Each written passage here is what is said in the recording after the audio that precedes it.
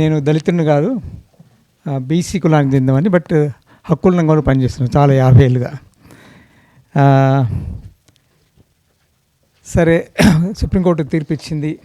నేను తీర్పు మీద మాట్లాడదలుచుకోలేదు, కానీ తీర్పు గురించి చాలామంది మాట్లాడుతున్నారు, చాలా వివరాలు మాట్లాడుతున్నారు. కానీ ఒక ఆవేదన, ఒక యాంగ్జైటీ, ఒక కన్సర్న్ హక్కుల కార్యకర్తగా రోజు నేను ఫేస్ చేసేది.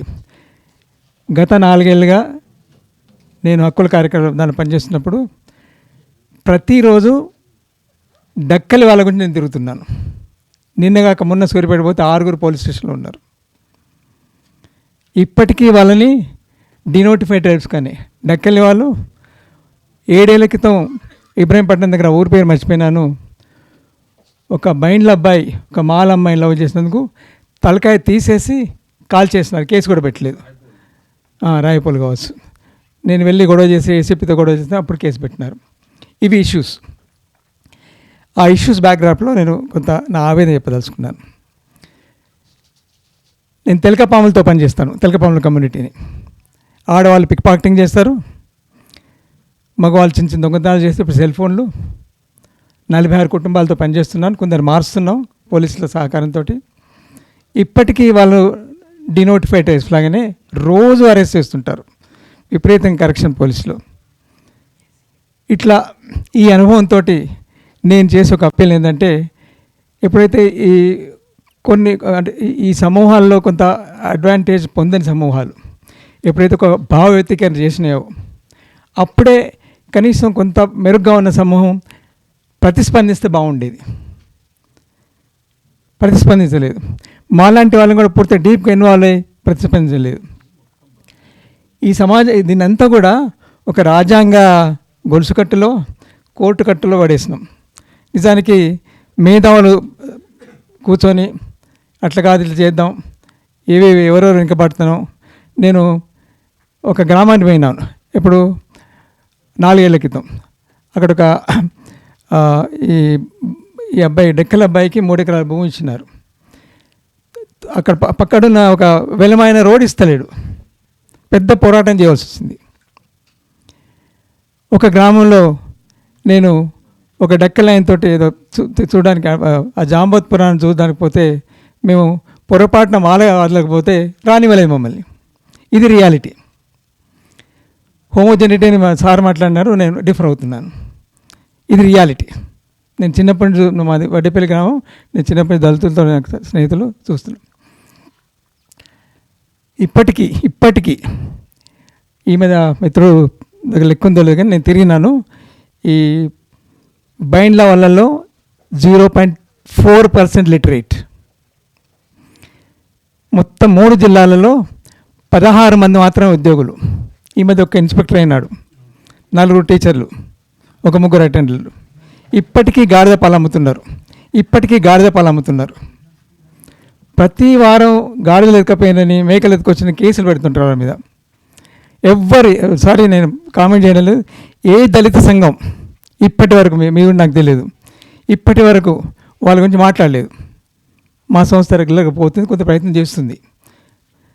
సో ఒక అప్పీల్, అప్పుడు ఎప్పుడైతే కొంచెం ఘర్షణ వాతావరణం వచ్చిందో, ఎప్పుడైతే ఆ నాయకుడు, ఒక వర్గ నాయకుడు దోచుకుంటున్నారు అనే మాట వాడిండో, అప్పుడు బాలగోపాలను మేము అప్పుడే కరపత్రం వేసిన ఒకటి, నేను సార్ ఇది మంచిది కాదు,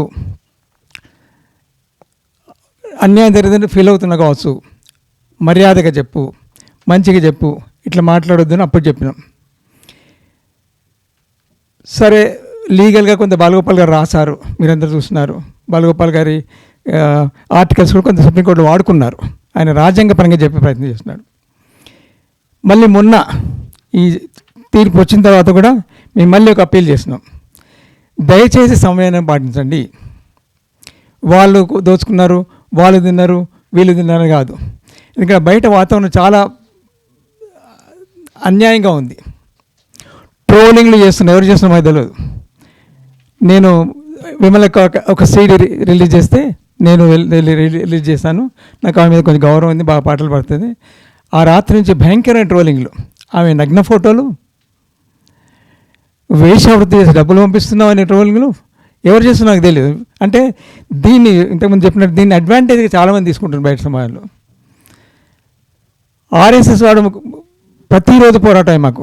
నేను ముస్లిమ్స్తో ముస్లిమ్స్ కురేషి కమ్యూనిటీతో పనిచేస్తాను, క్రిస్టియన్స్తో కురేషి కమ్యూనిటీతో పనిచేస్తే వాడు నాకు రోజు ఫోన్ చేస్తాడు, ఏం జీవన్ నువ్వేదో మున్నూరు కాపన్నావు, నువ్వు క్రిస్టియన్ ముస్లిం అయినావా?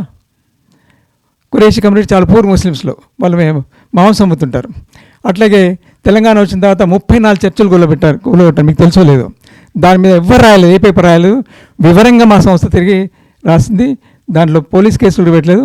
అప్పటి నుంచి నాకు ఫోన్లు, నువ్వు క్రిస్టియన్ వారా అని ఫోన్లు. అంటే పరిస్థితి ఇట్లా ఉంది, నా గురించి చెప్పుకోవడం కాదు. ఇటువంటి పరిస్థితుల్లో దయచేసి ఇటువంటి పెట్టిన నాకు సార్ వచ్చారు, చాలా సంతోషకరం. ఆ రోజు చెప్పాను నేను ఆ సీడీ రిలీజ్ చేసినప్పుడు, ఇది సరైనది కాదు, మేము పీపుల్స్ వారినే టేబుల్స్ మీకు పిలిచినాం, సాయుధ పోరాటంతో మేము కూలగొడతామనే గవర్నమెంట్ కూడా అన్న వాళ్ళే వచ్చి కూర్చున్నారు, కూర్చోబెట్టినాం, మాట్లాడినాం. దాంతో ప్రయోజనం ఉందా లేదు కానీ ఆ ప్రయత్నం చేసినాం. శంకర్ గారి నేతృత్వంలో కోదండ గారు, నేను, పుత్తూరు వెంకటేశ్వర, హరగోపాల్ కన్నవారిని చేసినాం. అటువంటి ప్రయత్నం చేద్దామని మేము అప్పుడు అన్నాం. ఇప్పటికీ మేము సిద్ధమే. కమిషన్ వేసిండ్రు. సరే, దీంట్లో ఉండే వెరాసిటీ అని కోర్టులో ఈ కేసులో ఉండే వెరాసిటీలోకి పోవడం లేదు. చాలామంది న్యాయ నిపుణులు ఉన్నారు, కానీ అదే అవన్నీ ప్రశ్నిస్తున్నాయి, వాటి గురించి ఆలోచిస్తున్నాయి. కనీసం కమిషన్కి మనం సమాచారం ఇద్దాం. బీసీ కమిషన్ వేసినప్పుడు మేము డీటెయిల్ సమాచారం ఇచ్చినాం. పొన్నే కమిషన్ వేసినప్పుడు బాలగోపాల్ మేము తిరిగి గ్రామాల తిరిగి చాలా వివరాలు చెప్పినాం. 30 పేజీల రిపోర్ట్ ఇచ్చినాం.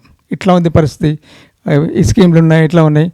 కోనేరు రంగారావు కమిటీ వేసినప్పుడు భూముల మీద తిరిగినాం. మనం వీటిని వాడుకోవాలా. నేను పూర్తిగా అవన్నీ డిస్బ్యాండ్ చేయడం లేదు. కాబట్టి దయచేసి మిత్రులారా, నేను వేరే అంశాలకు పోను. మనం తప్పకుండా దీన్ని ఆహ్వానించాలని అనలేదు, కానీ చాలా కాంట్రడిక్షన్స్ ఉన్నాయి దీంట్లో. నేను చదివాను, మామూలు నేను పెద్ద న్యాయ నిపుణుని కాదు, నాకు అంతగా తెలియదు, కానీ ఇక్కడ చాలా విషయాలు నేను విన్నాను. దయచేసి ఈ ఘర్షణ వాతావరణాన్ని దూరం పోనిద్దాం. మీరు ఒకసారి దీని తరఫున ఒక స్టేట్మెంట్ ఇవ్వండి, మేము సంతకం పెడతాం. మేము వాళ్ళకు స్టేట్మెంట్ కూడా ఇస్తున్నాం. దీని మీద ఏదైనా ఒక ప్రయత్నం జరుగుతాయి, కోదండు, హరగోపాలు మేము ప్రయత్నం చేస్తే దాంట్లో మానవ హక్కుల వేదిక తప్పకుండా ఉంటుంది. అట్లాగే మేము కూడా ఆ కమిషన్ కలుద్దాం అనుకుంటున్నాం. మా దగ్గర కొంత సమాచారం ఉంది, మిత్రుల దగ్గర తీసుకుంటున్నాం. ఆ సమాచారం ఇస్తాం. ఆ కమిషను ఏం చేసి అంటే సరిగ్గా పనిచేసే ప్రయత్నం చేద్దాం. ఆయన కూడా ఒక రియలిస్టిక్ అసెస్మెంట్కి రావడానికి ప్రయత్నం చేద్దాం. ఆ దిశగా పోవాలని చెప్తూ నేను ఎక్కువ మాట్లాడాను. నేను ఎక్కువ చదువుకున్నాను కాదు. Thank you.